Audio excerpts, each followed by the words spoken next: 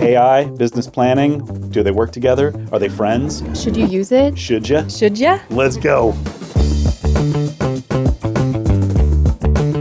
So it's fair to say that AI's development, the development of LLMs, has really changed what it means to do the process of business planning. That's fair. We get a lot of questions like, hey, can't it just do everything for me? Can't ChatGPT just write my plan for me? I mean, I would hope your answer is, well, maybe not. Yeah, maybe not. Yeah, the fact is, though, the AI components, the AI technologies can help us with certain aspects of the planning process, especially some of the ones that can be most difficult or most daunting to some of us out there. So don't think that the ChatGPT, that the LLMs, that the AI is going to write my plan for me. And be leery of anything that says it's going to do that. But do understand, and I hope that we can help you through some of these processes, how AI can integrate into your planning process. Well, so let's get into, if we were to use something like ChatGPT or Gemini or whatever AI tool of your choice, how could we do that with every section in our business plan? How could we use that? So in my opinion, one of the best ways to go about this process, write down what you know. Write down what you can come up with off the top, off of your experience, off of what you've experienced with your competitors. Just write down your knowledge. At that point, AI can help you maybe do some rewriting. Again, if you're in an app like LivePlan, you'll see there are various sections. Some sections may feel like, oh, I can write a lot about this. You know, maybe my target market is something I know a lot about, but the industry itself is not something I know a lot about. So you can start to notice where you're strong and where maybe you need some additional help. And then that can really guide and lead you to taking those next steps and perhaps asking AI for some help along the way. Yeah. I want to give you guys an example. Peter and I actually went ahead and chose like a coffee shop down the road here in Eugene, Oregon. Hypothetically speaking, what would our target audience look like? So we actually put this to the test in ChatGPT and we said, okay, great. Give us some understanding of maybe demographics, psychographics, and behavioral attributes that our target audience might have in Eugene, Oregon for our respective coffee shop. I'm a marketer by trade, and so whenever I see someone give me a target audience of people aged 18 to 65, I always say that is not a target audience. That is the general population. It's almost everybody. Almost everybody. A lot of people. And so you can see in this prompt, the output that we're getting from ChatGPT is very generic, right? It's not specific to our location. It doesn't necessarily know what kind of foot traffic is coming through the area. So that specific prompt is only going to give us really general information about our respective area. So again, the idea that GPT or any sort of AI tool can know that about you, it's very unlikely, but it can help you refine something that you start inputting and say, maybe improve my perception of this target market.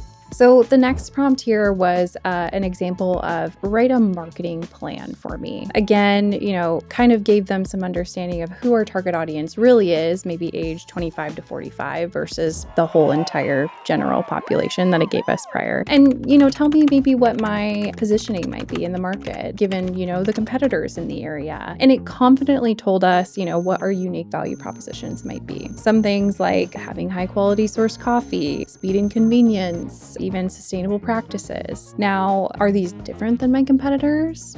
A ChatGPT isn't going to know that, right? So how do you differentiate yourself in the market?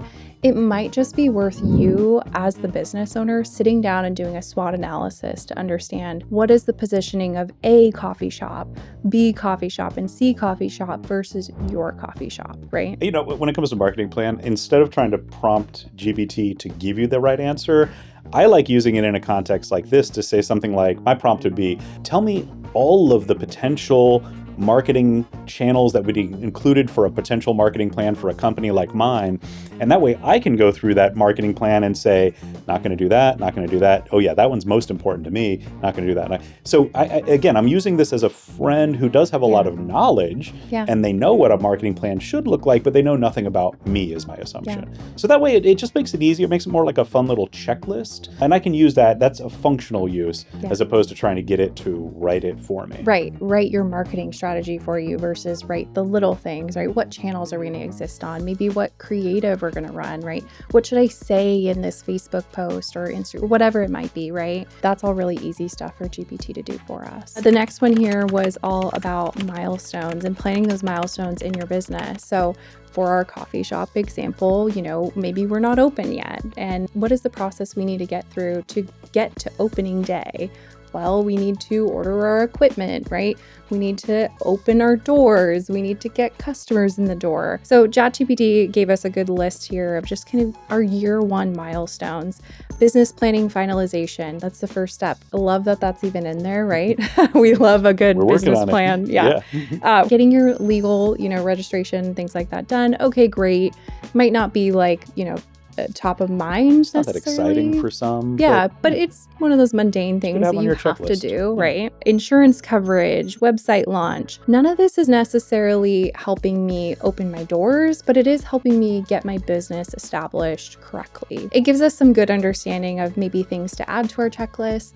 It might give us some things that we don't necessarily want. And so we as the business owner go through and we say, yep, I'm going to add that to my checklist. That's going to be a big milestone for my business. So the next one we did was actually financial forecasts. In this area is where I found the confidently incorrect, the hallucinations, the errors showing up in ways that were very unexpected, that were sometimes very subtle, and sometimes not very subtle, by the way, sometimes incredibly wrong. But sometimes the subtlety is what really threw me off. So sometimes if I have what looks like a spreadsheet that seems to incorporate the numbers that I put in, and there's some elements that seem to be moving forward in the way that I would expect them, I might say, wow, this is basically what I told it to do. Yeah.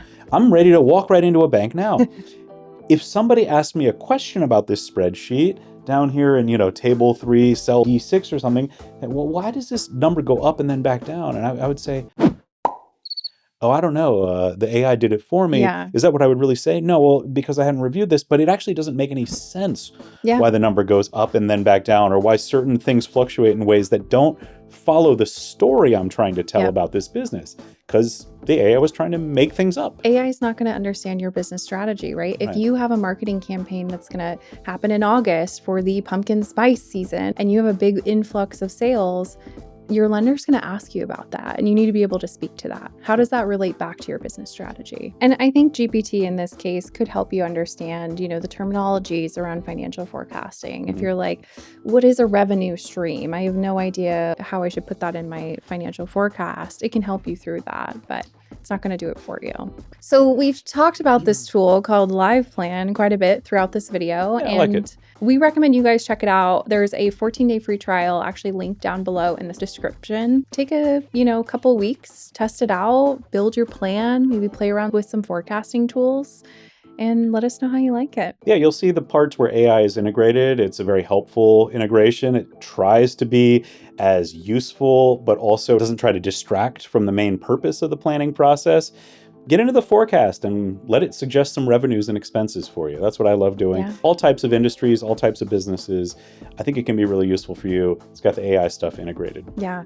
And if you guys are looking for a free option, we do have some ChatGPT prompts linked down below in the description as well. We've got a great article on the LivePlan blog that outlines just a bunch of different prompts that can help you get started with your business plan. With that, I wish you all the best of luck in your planning process. I think you can do it. If there's any sections that are daunting or overwhelming, again, check out LivePlan, give it a shot, do your best, and let AI do some improvements to the work that you're doing. Absolutely. The end. Bye. Goodbye now. Goodbye.